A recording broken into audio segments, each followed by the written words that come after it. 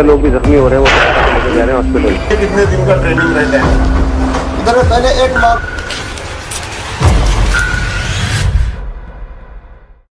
26 नवंबर 2008 का दिन मुंबई के लिए बिल्कुल आम दिन था। हमेशा की तरह शहर अपनी तेज रफ्तार से भाग रहा था। लोग काम पर जा रहे थे, सड़कों पर ट्रैफिक, होटलों और रेस्टोरेंट्स में चहल पहल और रेलवे स्टेशनों पर हजारों लोग अपनी रोजमर्रा की जिंदगी में व्यस्त थे। मुंबई की धुंधली रोशनी में मुस्कुराता हुआ शहर अनजान था कि कुछ ही घंटों में उस पर एक ऐसी तबाही टूटने वाली थी जो इतिहास के पन्नों में दर्ज हो जाएगी। शाम ढलने के साथ ही पाकिस्तान से आए 10 आतंकवादियों का एक समूह लश्कर-ए-तैयबा के ट्रेन किए गए आतंकवादी भारत की समुद्री सीमा में दाखिल हो चुके थे। इन आतंकवादियों ने एक भारतीय बोट कुबेर को हाईजैक कर लिया था और उसे गुजरात के समुद्री तट से होते हुए मुंबई के कोलाबा तट तक पहुंचा। उनके हाथों में AK-47 राइफल्स, हैंड ग्रेनेड्स और IEDs थे। ये कोई साधारण मिशन नहीं था। इन आतंकियों का मकसद था मुंबई के दिल में दहशत फैलाना और शहर की आत्मा को झकझोर कर रख देना। कैफे लियोपोल्ड और CST आतंक की पहली लहर।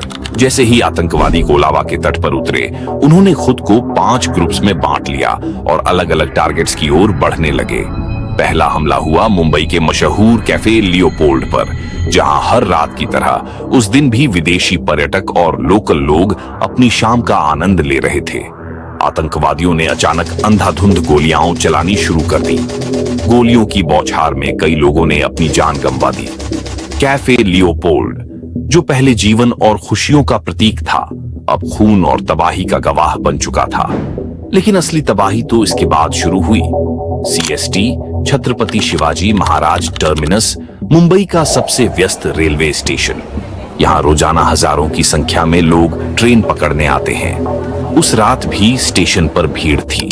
जैसे ही 2 आतंकवादी अजमल कसाब और इस्माइल खान प्लेटफॉर्म पर पहुंचे, उन्होंने AK-47 से लोगों पर बेरहमी से गोलियां बरसानी शुरू कर दी। चारों तरफ अफरा तफरी मच गई। लोग जान बचाने के लिए इधर उधर भागने लगे, लेकिन गोलियों की रफ्तार और आतंकियों की निर्दयता ने किसी को नहीं छोड़ा। हर गोली के साथ एक चीख, हर धमाके के साथ एक जिंदगी खत्म हो रही थी। CST का वह विशाल प्लेटफॉर्म, जो हमेशा यात्रियों की आवाजों और ट्रेन की आवाजों से गूंजता रहता था, अब सिर्फ चीखों और गोलियों की गूंज से भरा हुआ था। इस भयानक हमले में 58 लोग मारे गए और दर्जनों घायल हुए। NSG की एंट्री और ऑपरेशन टॉर्नेडो का आगाज। मुंबई पुलिस ने तुरंत हरकत में आकर स्थिति संभालने की कोशिश की, लेकिन आतंकियों की साजिश बेहद सटीक और खतरनाक थी। आखिरकार NSG, नेशनल सिक्योरिटी गार्ड्स को बुलाया गया। ऑन ऑपरेशन टॉर्नेडो का आगाज हुआ, जिसका मकसद था शहर के अलग अलग हिस्सों में घुसे आतंकवादियों को खत्म करना और बंधकों को सुरक्षित निकालना। उधर ताजमहल पैलेस और ओबेरॉय ट्राइडेंट होटल में भी आतंकवादी घुस चुके थे। इन होटलों में सैकड़ों विदेशी और भारतीय मेहमान मौजूद थे। आतंकियों ने वहां लोगों को बंधक बना लिया और अंदर तबाही का माहौल बना दिया। ताज के आइकॉनिक डोम से आग की लपटें उठने लगी। हर जगह से गोलियों की आवाजें और ग्रेनेड धमाकों की गूंज सुनाई देने लगी। NSG के कमांडोज ने जैसे ही ताज होटल के अंदर कदम रखा, वो जानते थे कि ये एक लंबी और कठिन लड़ाई होगी। कमरों में छुपे हुए आतंकियों को ढूंढना और बंधकों को सुरक्षित बाहर निकालना एक मुश्किल काम था, लेकिन हमारे जवान अपनी जान को दांव पर लगाकर आगे बढ़ रहे थे।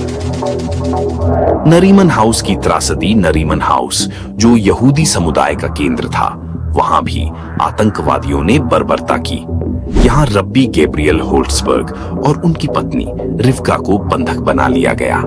NSG ने इस जगह पर भी बहादुरी से ऑपरेशन को अंजाम दिया, लेकिन होल्ट्सबर्ग दंपत्ति शहीद हो गए। उनका छोटा बेटा मोशे अपनी नानी की मदद से बचा, जो उसे लेकर वहां से सुरक्षित निकलने में सफल हुई। अजमल कसाब पकड़ा गया मौत का एजेंट। उसी दौरान मरीन ड्राइव के पास अजमल कसाब और इस्माइल खान का एनकाउंटर हुआ। इस्माइल मारा गया, लेकिन कसाब को जिंदा पकड़ा गया। कसाब की गिरफ्तारी ने इस हमले की साजिश की परतें खोली और दुनिया के सामने आतंक की असलियत आ गई। कसाब ने पाकिस्तान में हुए प्लान की जानकारी दी, जिसने साबित किया कि यह हमला एक अंतर्राष्ट्रीय साजिश का हिस्सा था। 166 शहीद, लेकिन देश खड़ा रहा। यह हमला सिर्फ मुंबई के लिए नहीं, बल्कि पूरे भारत के लिए एक ऐसा काला अध्याय था जिसे कभी भुलाया नहीं जा सकेगा। इस हमले में 166 मासूम लोग मारे गए। साथ ही देश ने अपने कई वीर जवान खो दिए। ATS chief Hemant Karkare, ACP Ashok Kamte, inspector Vijay Salaskar और मेजर संदीप उन्नीकृष्णन जैसे बहादुर अधिकारी। लेकिन इस भयानक त्रासदी ने एक चीज साफ कर दी, मुंबई का हौसला और देश की एकता। ये हमला हमें याद दिलाता है कि आतंकवाद चाहे जितना भी क्रूर हो, हमारे देश के जवान और हमारी जनता उससे भी ज्यादा मजबूत है। कसाब का अंत और वीरों की अमर गाथा। अजमल कसाब को बाद में कोर्ट ने मौत की सजा दी और 21 नवंबर 2012 को उसे फांसी दे दी गई। लेकिन 26 नवंबर की वह रात 166 लोगों की कुर्बानी और एनएसजी के वीर जवानों का बलिदान हमेशा हमारे दिलों में जिंदा रहेगा। ये हमला हमें हर साल याद दिलाता है कि आतंकवाद के खिलाफ हमारी लड़ाई अभी खत्म नहीं हुई है। लेकिन एक बात साफ है, जब भी देश को हमारे जवानों की जरूरत पड़ेगी, वे अपनी जान की बाजी लगाने से कभी पीछे नहीं हटेंगे। मुंबई, उठ खड़ा हुआ शहर। मुंबई का जज्बा, उसकी ताकत और उसका न झुकने वाला हौसला इस हमले के बाद और भी प्रबल होकर सामने आया। ये शहर हमेशा चलता रहा है और चलता रहेगा। 26 नवंबर की दर्दनाक यादें हमेशा हमारे साथ रहेंगी, लेकिन इन यादों के साथ साथ हमें अपने वीरों पर गर्व रहेगा, जिन्होंने हमें बचाने के लिए अपनी जान दे दी। अगर आपको ये वीडियो पसंद आई हो तो लाइक, शेयर और सब्सक्राइब करना न भूलें। हमारी अगली वीडियो में हम एक और दिलचस्प मुद्दे पर बात करेंगे। तब तक के लिए सुरक्षित रहिए, सतर्क रहिए और अपने वीरों को सलाम कीजिए। जय हिंद।